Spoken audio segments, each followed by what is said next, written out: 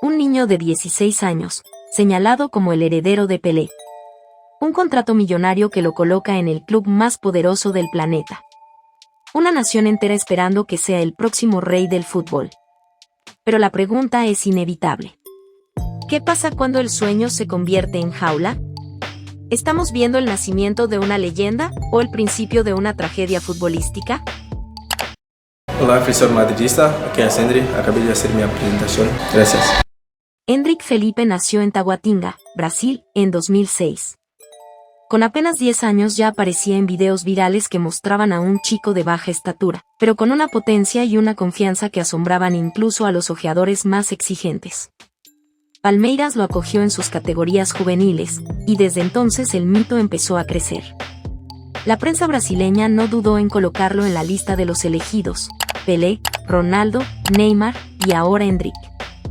Con solo 15 años debutó profesionalmente, y a los 16 ya estaba marcando goles decisivos en el Brasileirao. Los titulares eran claros: ha nacido un nuevo rey en Brasil. Pero, ¿puede un adolescente soportar la carga de ser el salvador de una nación futbolera? ¿Hasta qué punto las comparaciones con Pelé son un impulso o una maldición? El interés de Europa no tardó en llegar. París, Londres, Barcelona, todos lo querían. Sin embargo, sería el Real Madrid el que pondría sobre la mesa un contrato que rondaba los 60 millones de euros, una cifra impensada para un chico que ni siquiera podía fichar oficialmente hasta cumplir la mayoría de edad. Aquí nace la primera duda que marcaría su destino. ¿El Real Madrid lo fichó para desarrollarlo y convertirlo en estrella, o simplemente para evitar que otro club se llevara al nuevo Pelé? Brasil lo elevaba al cielo, pero el propio fichaje sembraba una pregunta inquietante. ¿Era Endrick un proyecto futbolístico o un producto de marketing destinado a cargar con una cruz demasiado pesada? El fichaje de Endrick por el Real Madrid fue recibido como un terremoto en Europa. 60 millones de euros por un adolescente que todavía no podía debutar en el fútbol europeo. La prensa española lo bautizó como la próxima joya de Florentino, mientras que en Brasil se celebraba como si fuera un título mundial. Pero el contexto no era tan favorable. El Real Madrid acababa de consolidar a Vinicius Jr. como estrella mundial, Rodrigo ya tenía un lugar en la plantilla y, como si fuera poco, la llegada de Kylian Mbappé llenaba aún más de talento y competencia el ataque merengue. En ese escenario, ¿qué espacio real podía tener un chico de 18 años? Las primeras semanas fueron frías, minutos escasos, entrenamientos con enorme presión, y rumores en la prensa de que Endrick podría ser cedido. Sin embargo, el brasileño encontró su revancha en un torneo que parecía secundario, la Copa del Rey 2025. Allí, cuando muchos lo daban por perdido, Endrick explotó, goles decisivos, actuaciones memorables y, contra todo pronóstico, se convirtió en el máximo goleador del Real Madrid en la competición. Una hazaña que parecía destinada a abrirle la puerta a la titularidad. Pero las preguntas no tardaron en surgir. ¿Eran esos partidos un verdadero termómetro de su talento en el Madrid? ¿O el club nunca pensó en darle un rol real, más allá de aprovecharlo en torneos menores? ¿El Real Madrid subestimó al propio jugador que había fichado?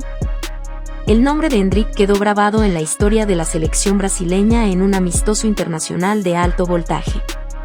Frente a Inglaterra, en un Wembley repleto, marcó el gol de la victoria en el 1-0 que sorprendió al mundo.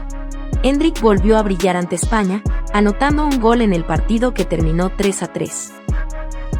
El estadio enmudeció, y Brasil creyó haber encontrado, por fin, al heredero natural de Neymar. Las portadas no dejaron lugar a dudas: el sucesor ha llegado. Todo apuntaba a que Endrick gozaba de la plena confianza de la selección y que su futuro en Europa sería tan brillante como inevitable. Pero el destino escondía una cruel ironía. Antes del inicio del Mundial de Clubes 2025, tanto Endrick como Kylian Mbappé quedaron marginados por lesión. El Real Madrid, golpeado en su delantera, recurrió entonces a un nombre inesperado: Gonzalo García, un joven canterano español al que nadie veía como protagonista. Lo que parecía un simple parche se convirtió en un terremoto. Gonzalo deslumbró con actuaciones memorables, goles determinantes y una conexión inmediata con la afición. El Bernabéu, que debía aclamar a Endrick, se rindió de repente ante un ídolo nacido en casa. Cuando Endrick regresó tras su lesión para disputar el Mundial de Clubes, se encontró con una escena que jamás había imaginado. Ya no solo tenía que pelear el puesto frente al astro francés Mbappé, sino también contra el nuevo héroe español, Gonzalo García. Lo que debía ser el escenario de su consagración terminó transformándose en su mayor pesadilla: competir al mismo tiempo con una superestrella mundial y con un canterano que había conquistado el corazón del público. El golpe no quedó solo en Madrid. Endrick pasó de ser la joya indiscutida de Brasil, capaz de silenciar Wembley con un gol histórico ante Inglaterra, a perder terreno en la Canarina. Primero fue relegado al banquillo, luego dejó de ser convocado.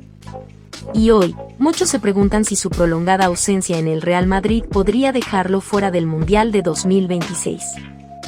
Las críticas no tardaron en encenderse. ¿Debe Endrick seguir luchando en un club que lo condena al banquillo, o buscar nuevos horizontes donde pueda sumar minutos y recuperar la confianza?